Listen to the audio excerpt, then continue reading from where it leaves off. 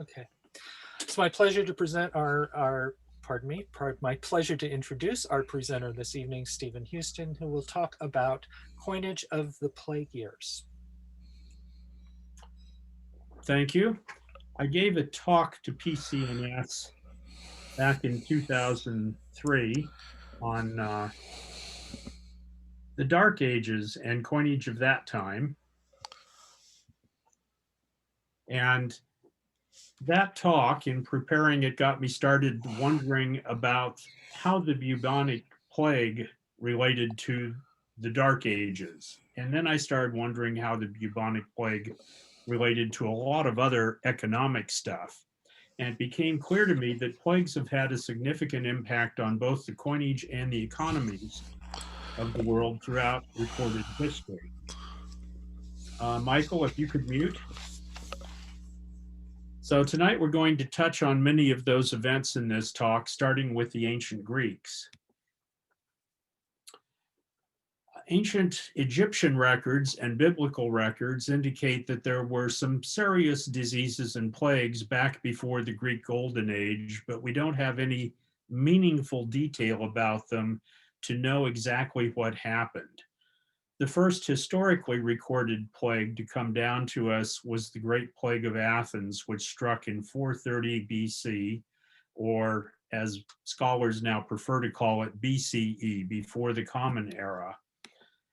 Athens was well into its golden age under the ruler Pericles, who had already had a major influence on the culture and economy for about 30 years. Then Athens went to war with Sparta in what became known as the Peloponnesian War in 431.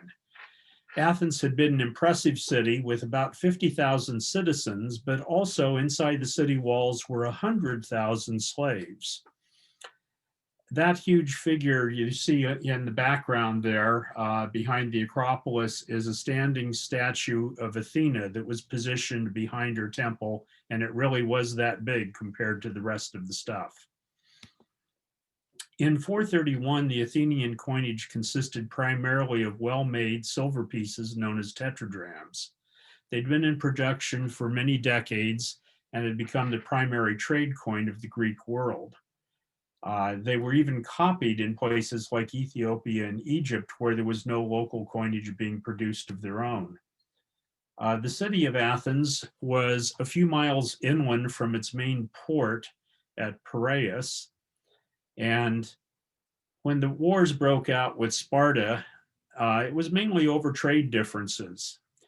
But war didn't scare the Athenians because they had their trade protected by the port at Piraeus and a huge fleet that they knew could keep their trade in going. Athens was a walled city, and it extended its walls, as you see in the little drawing here. What's called the long walls were extended out the several miles to the port of Piraeus so that they could live inside the walls and communicate back and forth, carrying goods to the port. So they were confident they could survive any siege. All went as expected until 430 BC. What had happened was that a siege began, and all the people from the surrounding countryside flocked into the city walled areas, and the population of Athens doubled from 150,000 to 300,000. In 430 BC, plague broke out inside the city. It probably arrived via the port from the trade with North Africa, and modern efforts to identify the plague that happened there suggest it was most likely scarlet fever, but they've also considered bubonic plague, smallpox, measles, and even anthrax. We may never know, but the impact on Athens was truly huge. The city's inhabitants are reported to have abandoned normal restrained behavior. The historian Thucydides reports that drunkenness, gluttony, and licentiousness overcame even the most reliable citizens who figured that they should eat, drink, and be merry, for tomorrow we die, fully expecting they would all be dead before the law could catch up with them. By the time the plague did subside later in the year, enough for them to go back to war with Sparta, at least a third of the besieged population had died. So modern estimates put that figure at 75 to 100,000 people who had died inside the city walls. So when the war resumed, Athens sent its fleet against the Spartan ports, but their ships had to turn back because there were renewed outbreaks of the disease on shipboard. In an effort to get the sailors to go out again, Pericles offered to sail with the fleet, and they still had to return because they were unable to continue from too many sick people, including Pericles, who contracted the plague and died later in that year of 329 BC. The war dragged on for 27 years, and at the end of it, the population was quite small.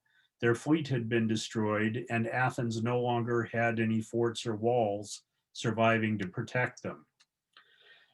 The biggest change in their money was that it had also shrunk in both weight and purity, and those tetradrachms we saw before were now being struck on tiny little flans. Here you can see one of the originals from 431 and one of the typical strikes from 30 years later. These are shown to scale. They have both shrunk in size and in quality of manufacture. So the combination of the plague and the war took its toll, and Athens was basically left just one more city instead of the leader of a huge colonial empire for trade. The next plague to get to the Western world was the Antony Plague. This is quite a few centuries later. This is in the AD period. It's called the Antony Plague because the current rulers at the time were the adopted sons of Antoninus Pius. They were Marcus Aurelius and Lucius Verus. And this is the first real plague to hit the entire Western world as it was known at the time. It was a true epidemic. Lucius Verus was the co-emperor who had the most to do with this plague historically.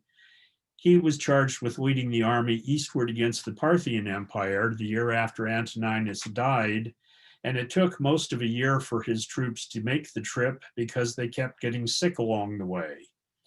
The expedition was considered a success, and they returned to a victory, but they also brought back with them the illness that they encountered along the way. And it was a plague which raged for several years, delaying military action against the barbarians that were attacking them from the north. And when the troops were finally able to set out under Verus again to attack the barbarians, they abandoned the effort and returned back to Rome ill. Verus himself died of the plague on the way back to Rome. Most scholars figure that this plague was actually just measles, but possibly smallpox, but the Roman Empire had no immunity to either one. During this same period, there had been a famous snake cult in Rome that was famous enough that it was depicted on the official Roman coinage. A guy named Alexander the Paphlagonian was basically a huckster.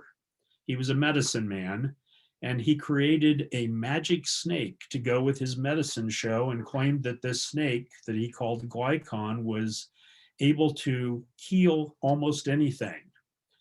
The snake was a real snake to which Alexander had attached a puppet head with a wig so it would look almost human. It was depicted on the coinage. It was taken very seriously. Cult temples were built to it. Alexander became rich and famous using Glycon to get people to pay for readings and healing, and he was widely sought out during the early plague years. We don't know for sure what killed him around 170 AD, but it was before the plague had ended in the Roman Empire, and the cult survived for a while, but it fell apart after Glycon was no longer being presented in the medicine shows. So not only did the Antony Plague kill one of the co-rulers and therefore ended his coinage, but it made it all the way to the far edges of the Western Roman Empire, including Britain and Gaul, traveling with the troops wherever they were sent. Millions of people are believed to have died in this, but there are no reasonable records. We know that in 189, on one of its return loops back to the city of Rome, for several months, there was a period where over 2,000 people a day were dying of this plague. So not only did the coinage of Lucius Verus end, but the trade between the Rome and the East, all the way as far as China, declined sharply for many years. And the plague marks the end of what's called the Roman Golden Age. It's downhill from there on for Rome, with some 5 million people dying in the empire, roughly 1/4 of the entire empire's population. And soon after, the coinage began to be debased very markedly, the precious metal coinage. It took another few hundred years for the next major surfacing of a plague, and this one is the first actual documented arrival that we're sure was bubonic plague in the Western world. This happened under the Byzantine Emperor Justinian, who ruled at Constantinople from 527 to 563. His early years were spent trying to reestablish control over the Western Roman Empire that the Byzantines had basically abandoned, but they were still trying to collect taxes there. And when the barbarians came in, they lost control of it. So he had a fairly successful campaign early on, mainly under his general Belisarius. He also improved the coinage. In his 12th year, he reformed the coinage and started adding dates to the bronzes, and things were looking pretty good. At that point, they had regained control of much of the Western Empire. However, in 541, a plague arrived. This is a scene that was painted almost 1,000 years later, depicting prayers for the dead and dying in Justinian's empire. The use of the contemporary costume from 1,000 years later makes it hard to recognize immediately that this is supposed to be Rome. This plague, which we know was bubonic plague, arrived along Byzantium's Egyptian trade routes, came in from North Africa, up through Syria, and eventually hit the Parthian empires and the Byzantine empires. Once established, it continued to reappear year after year with enough ferocity that in essence it never really left. This has been typical of the plague ever since this time. Yersinia pestis, the bacterium that causes bubonic plague, is transmitted by flea bites. The fleas are carried by black rats, and the black rats prefer to live among people whenever they're able.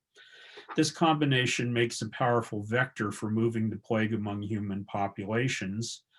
When an infected rat and its cargo of fleas is near humans, the fleas bite people.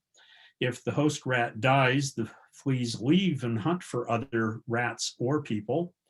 The humans, once infected, are still able to travel sometimes, and they often carried rats or fleas with them if they were involved in trade. So this combination of humans, rats, and fleas made for a perfect vector for it to spread rapidly. It spread all around the Mediterranean Empire, crippled the Byzantine Empire for years, and caused it to give up its efforts to regain and control the western part of the old Roman Empire, basically all of Europe. The tax revenues of the empire plummeted. The law courts became clogged with inheritance claims because of all the deaths, and trade declined throughout the entire empire, but especially in the West. It's estimated that this plague killed 25 million people, but some historians have said the figure may be as high as 100 million, considering that it lasted in its various cycles for a period of nearly 50 years. The Byzantine Empire never recovered. Even more catastrophic for Europe, which had been part of the empire, it was abandoned. This meant that the entire government apparatus of laws and taxation, but also coinage and public protection ended, Coinage ceased to be struck in the West, taxes were not collected, and what flow of coinage remained in the West moved up from the lower classes until it ended up in the hands of the wealthy, who were no longer taxed and there was no government spending to return it down to the local level. So coinage disappeared. That plague came back repeatedly over the next few centuries, because once there, the plague is never really gone. The populations of the empire had shrunk, and they continued to shrink, especially in the areas where plague had decimated the population to the point where it was hard for people to get enough activity going to keep crops up to the previous levels or trade. The records from this later period are very spotty, because this is known as the Dark Ages.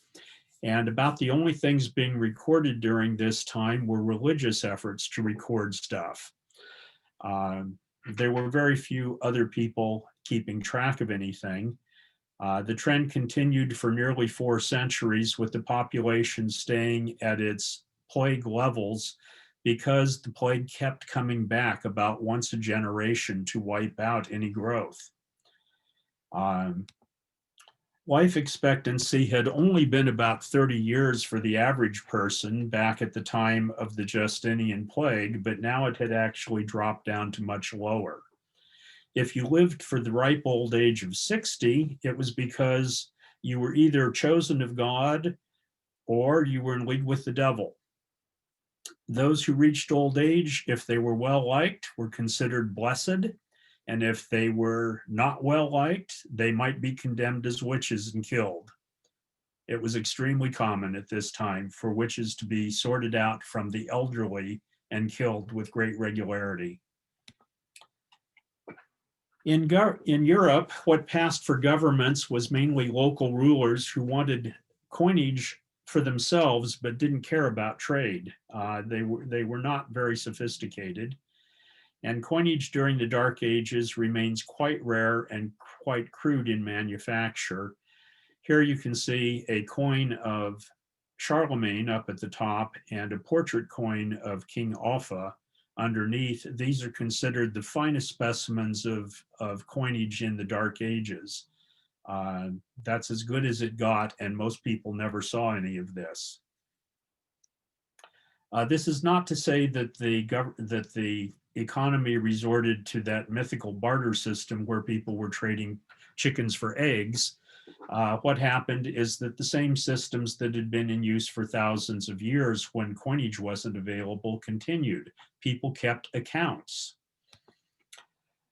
The skills taught by craftsmen also disappeared, because craftsmen died before they could train competent successors.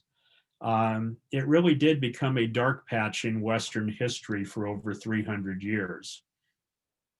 Then things started to turn around a little bit shortly.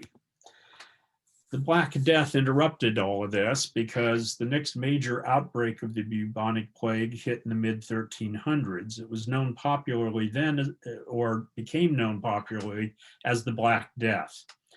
This is not something completely new, but it was completely different when it hit this time, because the plague had been what's called endemic. It was always there, but it never surfaced enough to do more than local damage wherever it broke out. It wasn't turning into a pandemic over and over again until the 1340s. Then it did hit as a worldwide pandemic. It started in the east and progressed westward, probably originating in East or Central Asia and coming west until it had reached all the way to Europe and Britain. We first catch sight of it in 1345 on the Black Sea. You can probably see the town of Theodosia there. That's a modern name for what was the town of Kaffa. Kaffa was a trading port in the Black Sea that had been basically purchased by the Italians to use as a trading base from the Mongol hordes. But In the 1340s, the Mongol hordes and the Italians had a falling out over the Italians killing some Mongols, and the city of Kaffa was besieged with the Italians and their group inside and the Mongols on the landward side. The port itself was still open. What happened is that the Mongols brought the Black Death with them from the areas in Asia where they had been fighting when they came to Kaffa, and they decided to get rid of the dead and dying in their camp by using trebuchets, large catapults, to throw the dead into the city of Kaffa. And so it would be bad enough being bombarded with dead bodies, but it took a while before the city dwellers realized that these bodies were also infected. And plague had broken out inside the city as well as in the besieging camp by this point, and the traders fled the port in their boats. Anyone who could secure passage on the boats tried to get out as fast as possible, and they all took the plague with them. So the plague was on its way to the trading destinations all over the West, including the major ports of Europe.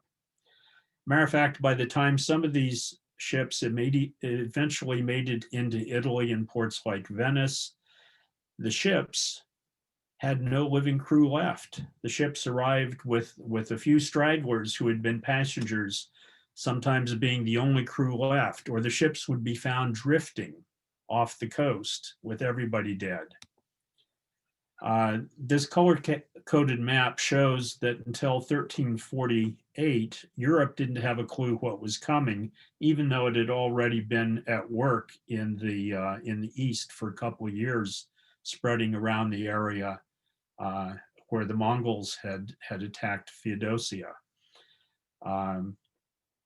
So this became a fully engulfing pandemic known as the Black Death.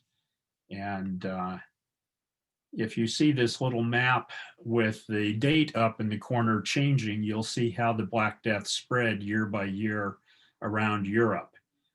This is just the western part being shown here. But by 1348, it had reached Europe, and by 1349, it had taken England and Portugal as well, and then circled around back to the north to reach Russia and those areas. Now, keep in mind that the Black Death was completely inexplicable to the people at the time. They had no idea what caused it. Many considered it a punishment from God.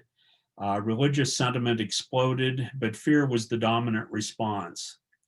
And when it arrived in an area, the people who realized that it had reached them, usually, if they could afford to, they went somewhere else, taking it with them. We don't know exactly how many people lived in Europe when the plague arrived, but by the time it was over, we can reasonably estimate that the population of Europe had been roughly cut in half. Many towns and villages had been abandoned, if not completely wiped out. The recovery rate from the Black Death, in cases that were considered mild that could be recovered from, it was only about 40%. It's estimated that virtually everyone in Europe was exposed to the Black Death, and that not all of them caught it and not all of them died of it, but current estimates say that between 75 million and 200 million people died during the Black Death of the 1340s. That was not the end of the Black Death even in the 1300s. It lingered in Europe with a few new outbreaks at intervals of every 10 to 20 years for the rest of that century, and then it never really went away again. It just sort of faded into that low-level breakout that would take people here and there, town by town, without breaking out all over. And so it was largely forgotten and treated as normal. The economic aftermath of the Black Death was huge, however. Land values plummeted because the population was completely inadequate to farm everything that had been under agricultural before. Houses in towns and countries sat empty because the people who had lived there died. Wealthy people tended to have wealthy relatives, and they benefited from inheritance, concentrating the larger amounts of money in fewer and fewer hands. However, these wealthy people needed workers. And because workers were suddenly scarce, they had to pay more, and wages started to increase fairly dramatically. And as this happened, populations realized they could do better in the city than staying on the farms, and they began to migrate to the cities to look for work, further reducing the cultivation of the land.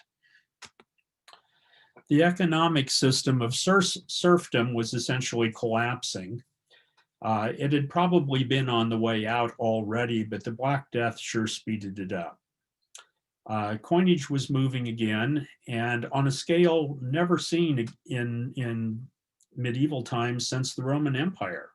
Silver coinage was appearing in larger denominations and being struck more frequently, and even what had passed as rare gold coinage during the Dark Ages, mainly for tax purposes, gold started to be struck now in major cities to deal with large amounts of money changing hands regularly.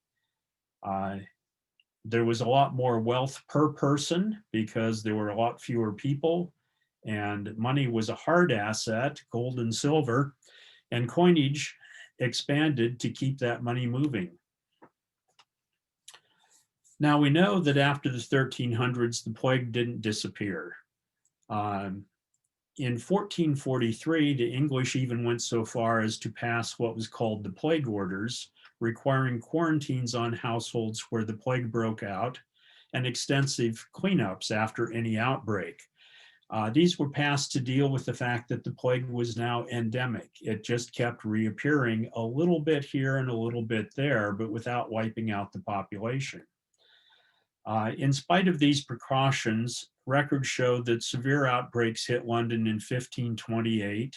They hit Paris in 1562, and that one ended up expanding and spreading around to Europe again during 1563. It had killed 40,000 in Lisbon by 1569, reached Sicily by 1575, and then in Italy, we have a record that the father of the painter Caravaggio died of the plague of 1577. Now, if you go to history books and try and look up the plague of 1577, you won't find any record. It's simply that in 1577, the plague was still around and cycling around and killing people. And so they just cited, well, it was the plague of 1577 because that's when he died. Here's a picture painted in the plague at Naples, painted by a contemporary who was there. Don't know how accurate it is. I'm sure there's a bit of over dramatization here when you consider the sky. But it was bad enough, and there are plenty of records of royalty and members of court dying of it. That was what made the news if anyone bothered to record things. Reports of the plague at Constantinople were sent to merchants in Europe in 1586 out of fear that they needed to make plans for reduced trade with the East. In fact, the outbreak that was reported had happened in Mecca, and the people reporting it to the merchants simply got it wrong, and that's what it went into the record books in Europe. So we know that the plague left thousands dead in Rome as late as 1590, so we're already now at the end of the 16th century. Throughout the 1600s as well, the plague continued around Europe, possibly best known as the Great Plague of London that hit there in 1665. Remember, London had the plague orders already in place. They were keeping track of who died of what and keeping count of the plague victims before this ever arrived.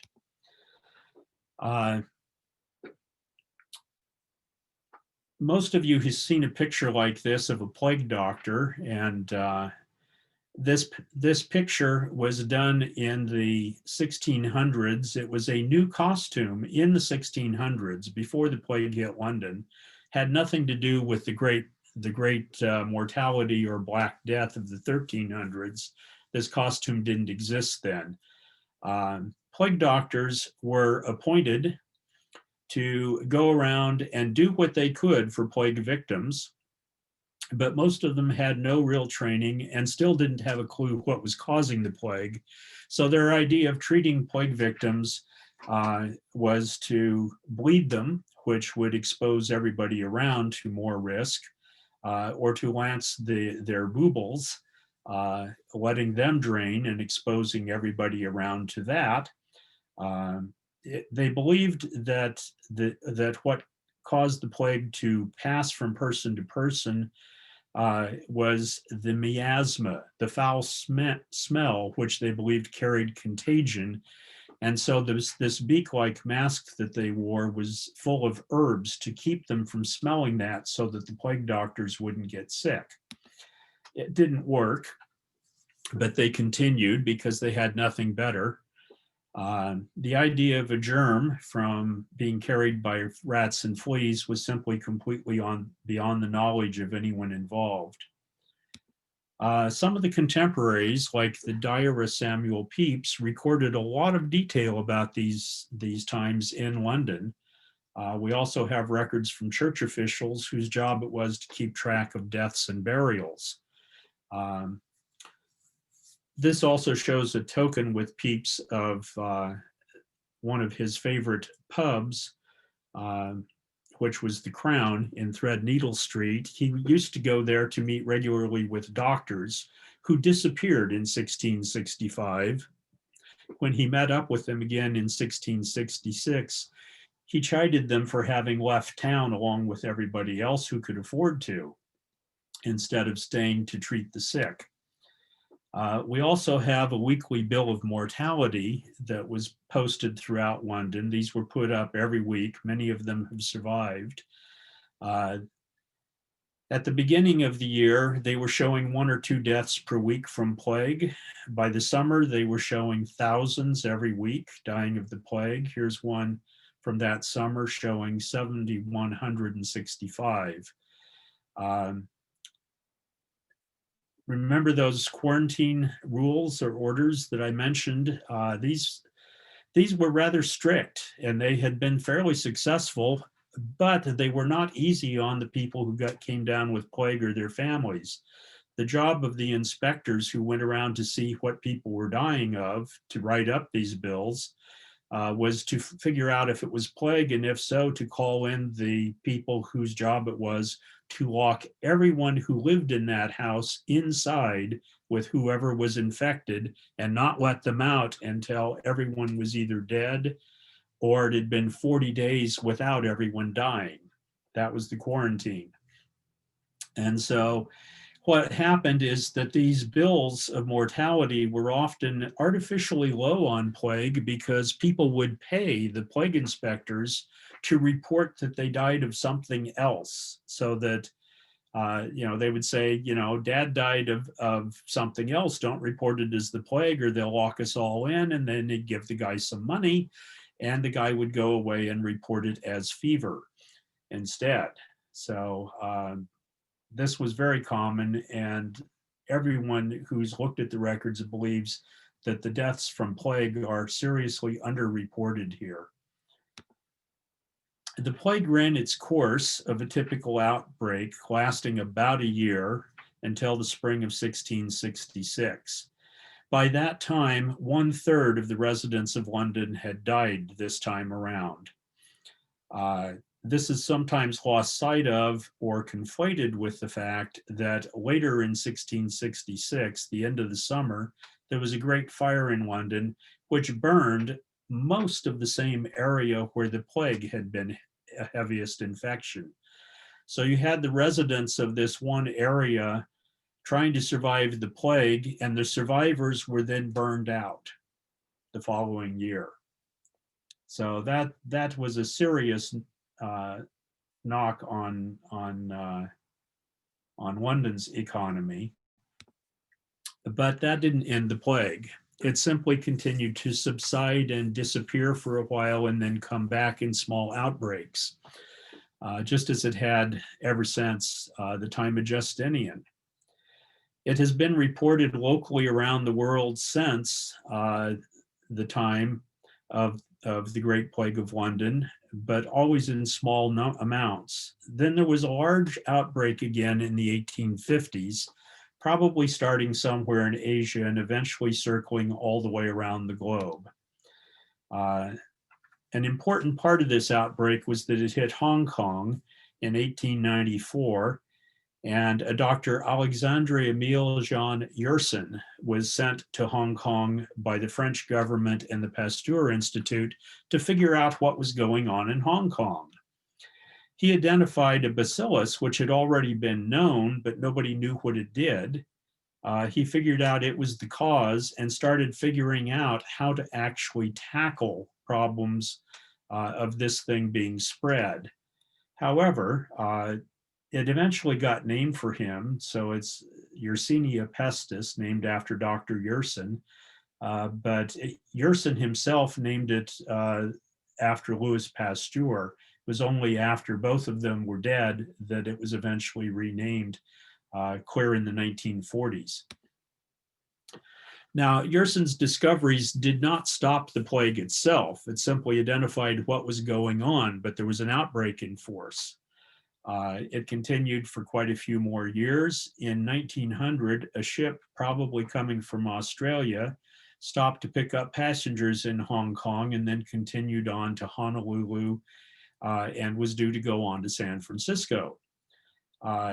Plague broke out on the ship after it left Hong Kong, and by the time it got to Honolulu, sick people were getting off the ship. And Honolulu had its own Chinatown, and many of the Hong Kong people were headed to Honolulu's Chinatown. Once it was identified that the plague had broken out in Chinatown in Honolulu, they decided to burn the buildings where the infected people had been when they died. And those fires got out of control, and all of Chinatown in Honolulu burned to the ground. The ship, however, continued on its way to the Golden Gate, and when it arrived, it was flying a yellow flag to indicate that there was contagion on board. They didn't know what it was, but some of the passengers had died and some were sick. So the ship was sent to the quarantine station at Angel Island, where the doctors managed to entirely miss the signs of plague, and after a couple of days of examination, approved everybody to disembark for San Francisco, and most of the Hong Kong passengers headed straight for Chinatown. Now, Chinatown was essentially a closed community in that time. While people moved freely in and out of San Francisco and its Chinatown during the day, the permanent residents were almost all of Chinese extraction. And they had their own cultural ways of doing things. One of the things that happened frequently in Chinatown is if a person who didn't have family in the area got sick and appeared to be dying, they would simply haul him to the nearest coffin shop so that everything would be handy when his time came. The first plague victim in San Francisco was a 40-year-old man who was living in a basement of a Chinatown hotel. The basement was infested with rats, and when he became seriously ill, his two roommates dropped him off at the nearest coffin shop. A city health inspector spotted him and recognized the possibility of plague. When he started asking around in Chinatown, the Chinese, of course, had heard what happened in Honolulu and denied that there was any plague because they didn't want Chinatown burned to the ground. So the Chinese residents not only denied it, but to keep it from being discovered, as more people died, they started hiding the corpses so that they wouldn't be found by the health inspectors. The health inspectors didn't want there to be a plague because they didn't want to have to deal one. The Chinese didn't want it because they didn't want to be burned out. And the state authorities, once they got wind of it, became scared that if word of plague got out, it would affect their ability to export agriculture to other states, which had just started to become a big business in California. Governor Henry Gage, shown here, not only denied that there was an illness of the plague in the area, but accused the federal doctors who diagnosed it of faking their evidence and even of injecting corpses with plague germs before running the tests on them. When it finally reached the point where a few San Franciscans of European ancestry died, the myth that it was a Chinese disease disappeared and the public started to get worried. Federal doctors were allowed to step in and take action to reduce the rat population. And eventually they managed to bring it under control enough that the plague was once again unknown outside of Chinatown, and the Chinese managed to keep what was still happening there hidden. So between 1904 and 1906, there's no real record of plague in San Francisco, but it was still there. The 1906 earthquake and fire displaced a huge part of the city's population, including the rats. The rats followed the people who had to go to refugee camps, and the plague broke out in the camps. The health authorities decided to bring in the same doctor who had helped get things under control earlier, and he organized an unofficial team of what he called the rat catchers. The rat catchers were paid 10 cents per rat, dead or alive, and eventually it worked. By 1908, the rat population of San Francisco had reduced to the point that the bubonic plague disappeared from the public health records. As far as everybody was concerned, it was over and there were no more reports of it. So now we're at 1908, or we're at 1908, when this is finally subdued in San Francisco, and less than 10 years later, we see the Spanish flu emerge. Believe it or not, the Spanish flu started in the USA. It was a virus introduced to humans on a Kansas pig farm during the time of World War I. When the US entered the war, recruits for the US military left Kansas for points east, and it was considered that some of these raw recruits would become ill during transit, but if they didn't die, they got sent along the way. They arrived at training centers and the virus spread. They boarded troop ships bound for Europe and the virus spread. They arrived there and went to the front and the virus spread. It reached the point where people were dying in the trenches of the flu. The field hospitals had more flu victims than wounded soldiers. Neither side in the war wanted to admit that they were suffering from an illness, so they censored the press, and there were no reports among the hostile forces on either side of flu making it into the press. So everything was kept quiet while it continued to spread. However, Spain was neutral, and they didn't have a dog in the fight and weren't worried about what people said, so they just reported what was happening. Everyone in Europe thought that because Spain was reporting a flu outbreak that was killing people, that it was a Spanish flu, and that's where it got its name. The virus that started on a Kansas pig farm became known worldwide as the Spanish flu, and eventually it returned with the troops, whether they were being restationed or on leave, or eventually at the end of hostilities. The Spanish flu came home. It spread all around the world. The US didn't get it really until 1918, but it ran its course during 1919 and 1920 and clear into the early part of 1921. Worldwide, it killed somewhere between 20 and 100 million people. There was no worldwide medical reporting agency to really keep track, and a lot of countries' records are so imprecise that they can only make estimates. In the US, there were rules put in place for masks and other precautions, but the hospitals became overfull. People died in their homes, they died in their workplaces, they died on the trolley cars going in between their work and home. Some victims lingered for days, others were okay at breakfast, beginning to feel unwell by lunchtime and dead before dinner. Between the losses of World War I and the Spanish flu, it's hard to know exactly what the impact was of each because it all happened together. The major economies of the Western world would have been expected to take a big hit, but in the US, there was such relief in 1921 that it kicked off a time of good time feelings called the Roaring Twenties.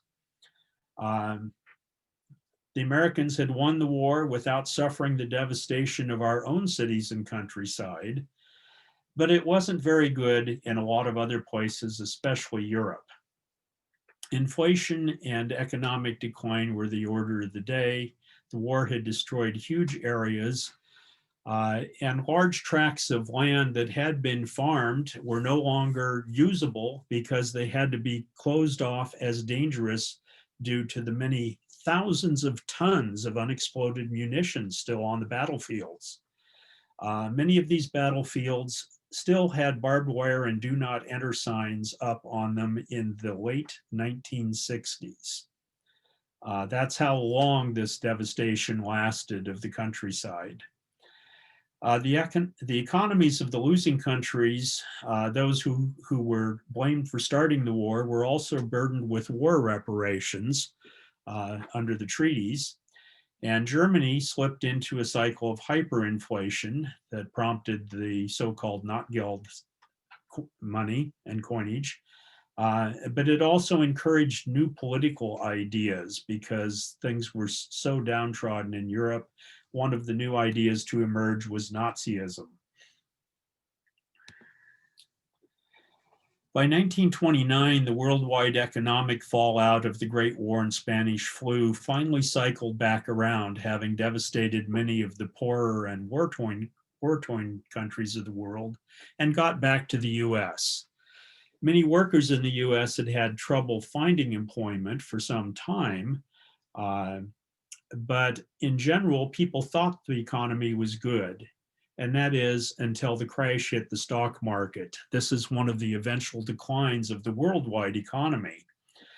The Depression lasted basically until World War II in most places. And now we come to 2020. Because there hasn't been another kind of pandemic since the Spanish flu until now. It's the first one in a century. If the world had still been operating with the technology and economics of 1920, it probably would not have become a pandemic. The fact that international trade is now accomplished by boat and airplane, and that international travel is done by jets, means that people can now be exposed in one place and fly home and settle in before they start to get sick. This was never the case before. If this had happened in 1920, it probably would have been reported as some strange illness in a remote part of China, and people who were exposed to it there would have never been alive or still infected by the time they got to the rest of the world. So we now live in a new age where our technology has made all of us more vulnerable. With goods and services and people traveling so rapidly, we are now in a position where an outbreak can hit us at any time. And now we know that the threat of a virus-based pandemic is a real thing. The catch is that we don't know what the long-term effects are. The bubonic plague still kills several thousand people a year around the world, but it tends to be in areas with poor hygiene, and it's the same places over and over again. And the outbreaks are small each time they happen. But we now know that a viral pandemic it could be something entirely different, and we're in it. For the US, the biggest change in numismatic effects has been that there's been a coin shortage much of the year because coinage has largely quit circulating. Contactless payment systems are replacing the use of coins even in small purchases. And as this expands and people become more comfortable with it because they're forced to nowadays, we have a system that people are probably not ever going to go back away from entirely. So we probably will see less cash in the economy in the future, even if it doesn't disappear. It's never going to disappear entirely because of current technology. And there are many people who are on the lower end of the economic spectrum who do not have bank accounts that offer electronic options and things like that. So we're going to see cash continue for a while, but it's going to probably become scarcer and harder for many of the poor people to deal with. There were major economic changes, collapses after the pandemics of the 6th century, again in the 1300s, and even in the early 20th century.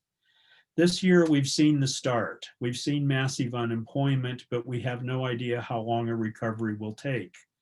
We know that the impact on poorer countries will naturally be harder, but we don't know how bad it will become worldwide as an economic problem and how long it might take that cycle to come back to us.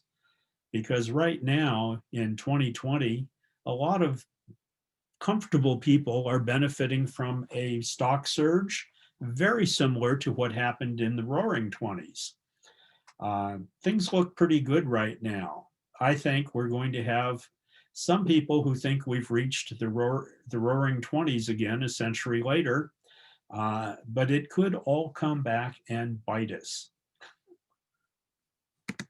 So here are the sources I used, and at this point, I'll be glad to open it up for questions. If you have questions, unmute yourself and identify yourself, because I still have my screens up on the presentation. I have a question.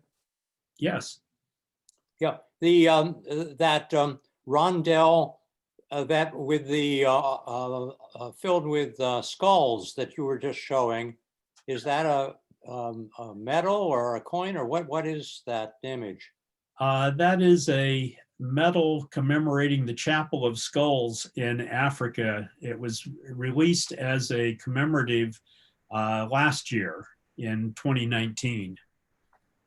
And the gold piece that I showed with the rat is a Chinese piece released this year. This is the year of the rat, just like 1900 was the year of the rat when the bubonic plague broke out in San Francisco.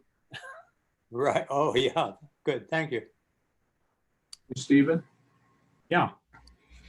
So what I'm interesting about the coin with all the skulls and bones was a couple of years ago, my wife and I did a tour down the Dalmatian coast and around to Athens. And when we stopped at all the major cities along the Dalmatian coast, almost all of them, each of the cities had what they referred to as a bone church in them, which was stacks and stacks of skulls and bones, just like you see in that medal, with the more bizarre sort of feature to it in that they also made like candelabras out of the skulls and bones and altars out of the skulls and bones. But what you see in this picture here, or in this coin, it's almost identical to the bone churches that you see in all these major cities that go down along the coast there. They're all dedicated to the Black Plague. Yes, this one that's depicted on this is actually called the Chapel of the Skulls, but it's not in Europe. But yes, the fact that there was so much religious fervor that came out of the fear from the plagues caused a lot of stronger ties between the idea of showing death and religion as sort of a way of saying, prepare for the afterlife because you're going to die. Well, all those cities that had the bone churches in their plazas in the main part of the towns also had a plague memorial. Some of them were actually like a chapel where you could go inside and they had a prayer altar that was built by the survivors of the plague, commemorating that they actually survived. And that's in most of those same towns all around the peninsula there. Yep, it was a big deal. Yeah. One other thing that's interesting, just maybe to me, is my brother lives in northern France, and you were talking about World War II or World War I. I mean, there's still something like 80,000 acres in northern France that you still cannot enter as you drive by it. It's got electric fences around it and warnings. It still has active shells in it, and they employ something like 250 what they call miners that do nothing but spend their days going out and detecting unexploded ordnance in those fields. In fact, if you go up to the Flanders Fields, where the famous poem's from, there's almost 1,000 acres just outside of Flanders Fields that you still cannot walk on because of the unexploded ordnance from World War I. They let cows graze out there, but they lose something like 6 or 7 of them a year to explosions from unexploded ordnance. So, Stephen, this is Michael.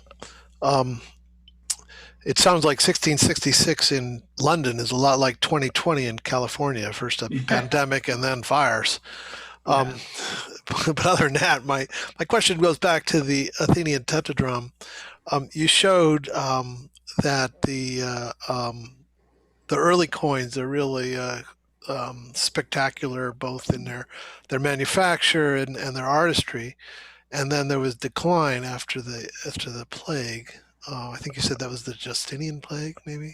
No. This is the plague of Athens. The plague of Athens. Okay. Oh, Justinian was later. That was Roman. Yes, of course. Late in the 5th century BC. Yeah. And so my question is, did the artistry in this rather famous coin, did it ever recover? There were efforts hundreds of years later to improve the quality with a new style, what literally becomes known to numismatists as the new style tetradrachm, where they tried to restore it to the original weight, but made it flatter and broader. And those are very impressive coins. But that was after basically that was after the time of the wars by a couple of centuries. Okay, so the really spectacular ones are the pre-pandemic coins. Yes. These great ones with the sort of cute owl and the nice head of Athena. Those all predate the plague of Athens. Cool. Thanks. Yeah, the owl, I think, was associated with Athena. Yes. Steve, this is Bill. I don't really have a question. I just want to say that was a fascinating talk tonight. Absolutely. Very good. Indeed. Yes, absolutely. Thank you, Stephen.